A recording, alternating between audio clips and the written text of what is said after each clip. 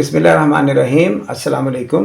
आज हम maths 10 exercise 1.1 का क्वेश्चन नंबर 2 हल कर रहे हैं। उसमें पार्ट 2 देखिए, ये आपकी बुक में लिखा हुआ है, आप पढ़ सकते हैं। Solve by factorization. और पार्ट 2 में लिखा हुआ है 3 into Y square is equal to Y into Y minus 5। Okay, चूंकि ये क्वाड्रेटिक इक्वेशन है, हम यहाँ पर देख सकते हैं पावर 2 यहाँ पर वेरिएबल की क्वाड्रेटिक इक्वेशन है, लेकिन प्रॉब्लम वही है कि ये ट्रिकी बनाया गया है, आसान नहीं है, आपके लिए मुश्किलात पैदा की गई हैं कि इसको पहले आपने स्टैंडर्ड फॉर्म में लेकर आना। देख सकते हैं आप स्टैंडर्ड फॉर्म नहीं है, तो 3 इंटू वाई स्क्वेड ऐसे नीचे कॉपी कर लेंगे, इक्वल्स के नीचे इक्वल्स का साइन आ जाएगा। सबसे पहले राइट साइड पे इस ब्रैकेट को हम सॉल्व करेंगे। ब्रैकेट को सॉल्व करने के लिए बाहर y मौजूद है, पॉजिटिव y है, ये भी पॉजिटिव y है, प्लस प्लस प्लस y की पावर 1 और y की पावर 1 मिलकर एक दफा y और की पावर ऐड होकर y स्क्वायर्ड हो जाएगा। फिर ये पॉजिटिव और ये negative, plus minus minus, y को जब 5 से मल्टीप्लाई करेंगे तो इनकी सेल्फ ही बनेगी, y और 5 मिलकर 5y आ जाएंगे। चूंकि ये नंबर नहीं है, अगर ये नंबर होता कोई 2 या 3,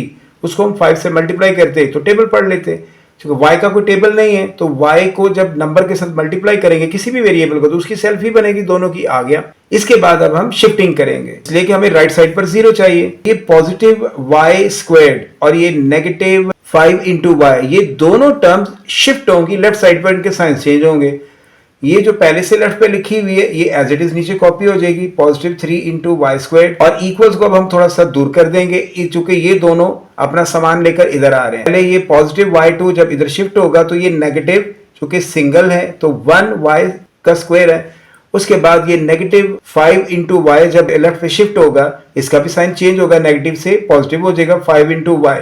और ये जो इक्वल था हमने इसको उठाकर इधर कर दिया, और ये जगह चूंकि अब हमने खाली करवा ली है, यहाँ पे अब कोई नहीं है, यहाँ पे 0 आ जाएगा। अब हम हमारे पास 3 टर्म्स है, 1 2 3। इनमें से फर्स्ट 2 टर्म्स पे जरा फोकस कीजिए, ये दोनों टर्म्स सिमिलर है। अब देख सकते हैं इसके पास भी y का स्क्वायर है, इसके पास भी y का स्क्वायर है, तो जब ये सिमिलर टर्म्स आ जाए इनको पहले ही सॉल्व कर लेना चाहिए। ओके, ये पॉजिटिव 3 और ये नेगेटिव 1, आप कैलकुलेटर पे भी कर सकते हैं, डट भी कर सकते हैं। पॉजिटिव 3 में से जब आप नेगेटिव 1 सब्ट्रैक्ट कर देंगे तो आपके पास 3 में से 1 निकल गए तो 2 रह गया, और वाई स्क्वायर्ड यहाँ आ गया।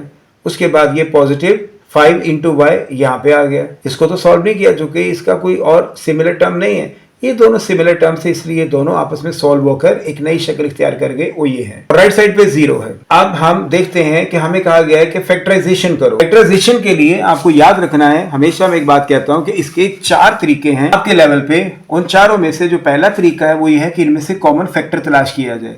आप गौर कीजिए कि ये नंबर है 2 और ये नंबर है 5, क्या ये दोनों किसी एक टेबल पे डिवाइड होते हैं? आप कोशिश कर रहे नहीं होंगे। ये 2 पे डिवाइड हो सकता है, लेकिन ये 2 पे नहीं होता।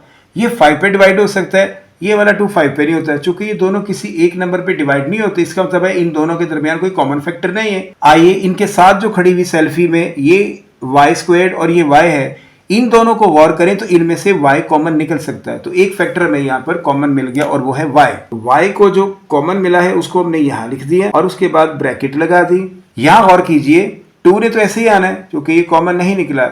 यहाँ y का स्क्वायर है, इसका मतलब है यहाँ पर 2 y रहते हैं, एक हमने कॉमन में ले लिया और एक यहाँ पर अंदर वैसे रह जाएगा।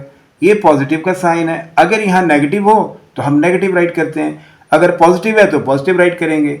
अब यहाँ भी इस सेल्फी में से हमने देखा कि ये y हम कॉमन के तौर पर बाहर ले चुके हैं, तो बाकी 5 अकेला रह जाएगा यहाँ पर ऐसे, और राइट साइड पे 0 आपके सामने पहले से ही था।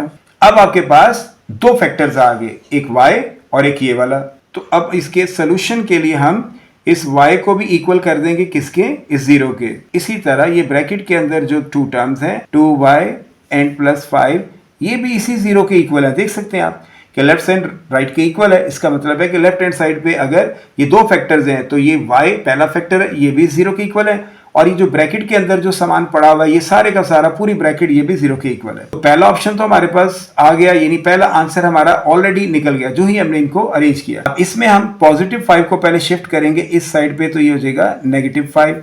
यहाँ पर अब हमारे पास रह गए 2y, लेकिन आंसर में तो हमें ओनली y चाहिए। उसके लिए ये नेगेटिव 5 इधर ही रहेगा, ये 2 जो इससे मल्टीप्लाई हो रहा है इसको जब इधर शिफ्ट करेंगे इधर जाकर ये इसको डिवाइड कर देगा। ये हमारे पास सेकंड आंसर आ गया। अब इन दोनों आंसर्स को हम सॉल्यूशन में लिखेंगे, क्योंकि सेट फॉर्म में लिखने। So solution set is 0, -5 divided by 2। ये हमारा आंसर है।